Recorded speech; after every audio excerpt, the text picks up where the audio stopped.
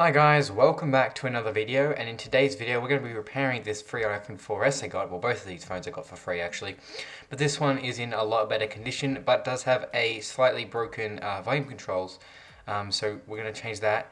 And the dock connector is also faulty, resulting in the phone just repeatedly turning on. So I've got this 8GB iPhone 4S here, which I also got for free. I will be fixing this up at a later date when I find some parts for it. But just for today, I'm going to be taking out the dock connector and swapping it over with the one in the other 4S. That's just so I can have one complete good iPhone 4S. But like I said, I will be fixing up this phone later to make it a fully working 4S, 8GB, put a new screen on it and everything like that. Everything that's needed for this phone. So as you can see, just assembling the phone here, we've gone ahead and removed the battery and obviously the back cover. And we're just going to remove this retaining bracket here, and underneath will be a flex cable, which is the dock flex cable, so we can just remove that and remove the two screws on the speaker enclosure there.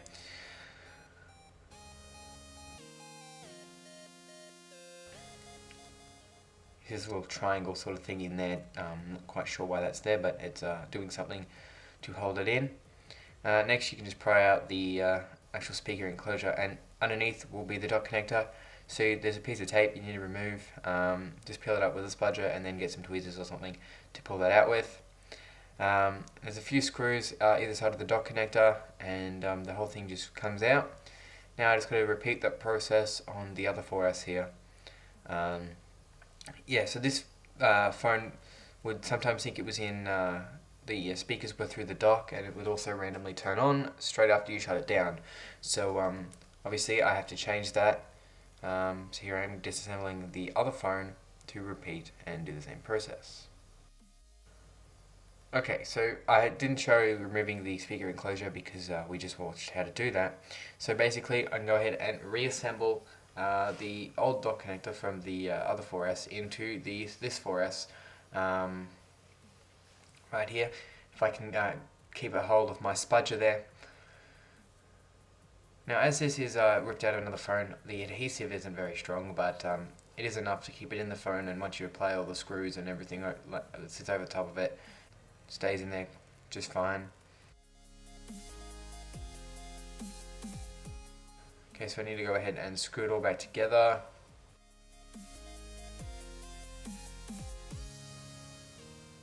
Okay, so I'm going to go ahead and reattach the battery here and plug it into power and see if I didn't break anything, and hopefully the phone should show the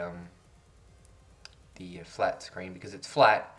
That's because when it obviously dies, it tries to keep turning on and just shows the battery flat symbol over and over again until the phone eventually completely runs out of power. So that will need a good charge up after I complete the rest of this repair. So next up is obviously the volume controls.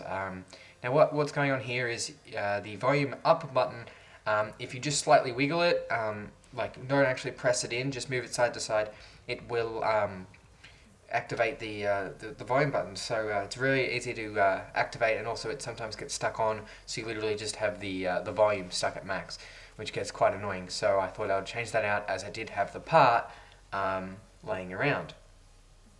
So basically it's not even that hard to remove the logic board from the phone. I reckon the hardest part would actually just be putting the mute switch back in.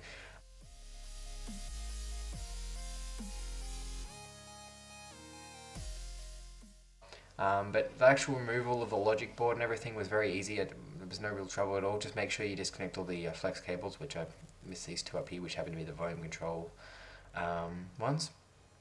So once you remove the logic board from the phone, you can see that this is the heart and soul of the iPhone 4S. This is every bit of power, all the storage and everything of the 4S right here. So if you break this, you entirely break your phone. Yeah, the rest of this is just easily replaced. As you can see here, I'm unscrewing the old one right here, and that came out really easy. The thing is, you have to bend all the flex cables over those brackets there, so you have to remove the metal brackets and then stick your new ones on. But obviously this volume control buttons and all that had been in the packet for a very long time, so all the adhesive didn't really want to stick, which made this process even harder. And you can see that getting the actual volume controls, if I can get the screw into the actual hole, didn't take that long at all. But Trying to get the mute switch aligned, like I said just earlier, it's extremely difficult.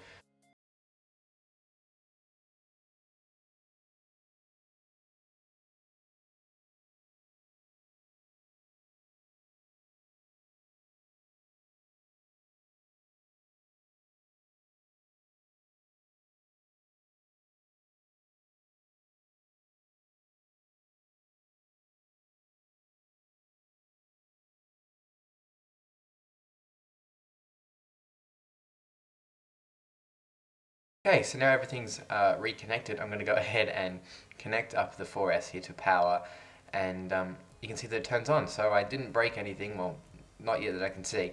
So we're going to wait for this to go ahead and power back up into iOS. And okay, so here it is. As you can see, everything works. You see the digitizer works. I didn't screw up the screen or anything like that. And it works just fine. Now you can see that the volume controls and mute switch work perfectly, which is good. I didn't break them. I'm trying to install them. So everything seems to be working. Hope you guys enjoyed this video. If you want to see more videos just like this one, make sure to check out the iPhone playlist. A link to that will be left in the description. Make sure you guys leave a thumbs up and subscribe if you haven't already.